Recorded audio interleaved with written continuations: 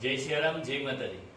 યજ્ઞકુંડ આપણે બનાવીએ છીએ તો યજ્ઞકુંડમાં આ બે આપણે ઈંટોનો બનાવ્યો હતા સ્ટેપ, એની વચ્ચે આ ત્રીજું સ્ટેપ આપણે બનાવી છે। તો એટલે 3 સ્ટેપની અંદર આ યજ્ઞ છે આપણો સરસ આકારમાં આવી જશે, બ્રહ્મા વિષ્ણુ મહેશ।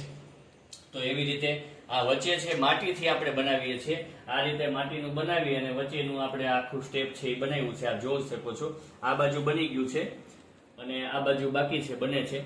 તો આ 3 સ્ટેપમાં આપણો યજ્ઞકુંડ છે એ બને છે। વચ્ચેની જગ્યા પણ આવી રીતે આપણે માટીથી પૂરી દેશું અને આ જે વચ્ચેની જગ્યા છે એ આપણે જો ઘરે બનાવતા હોય તો શહેરમાં છે જગ્યાનો અભાવ હોય તો એના કારણે આપણે લાદીને એ વસ્તુ ગરમ ન થાય, બગડે નહીં, એના માટે થઈને વચ્ચે ઈંટો જે છે એ આપણે મૂકી છે। વચ્ચે ઈંટો જે છે એ મૂકેલી છે, એની ઉપર આપણે ગાળો જે છે આપણે માટી મૂકી અને તૈયાર કરશું, જેના કારણે એ છે ગરમ ન થાય। તો આવી રીતે યજ્ઞકુંડ છે એ આપણો તૈયાર થાય છે। જય સિયારામ, જય માતાજી।